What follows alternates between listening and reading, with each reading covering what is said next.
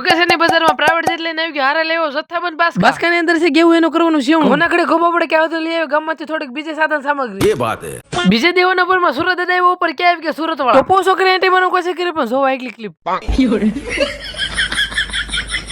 ઘડીક વાર શું લખેરા ઘરમાં કે આવી કે નાનું વર્ઝન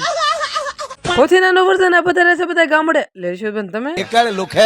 કાલે છે મારા મોટ બાપના લેવા સુરત થી બધા ગામડે વીઆઈપી કામ સાથે જોડા કે છે જે તમને લોકમાં આગળ જોવા મળશે કામકાજ કરી દીધું ચાલો છે મારવાના છે લોખંડના પાઇપ જેને ભેગો કરીને કરવાનું સમિયાણો હજી તો કરી હતી શરૂઆત કે આવી કે આપણા ગામની પ્રાઇવેટ રેલગાડી અરે મેલી પણ તમારે કરવાનું છે કામ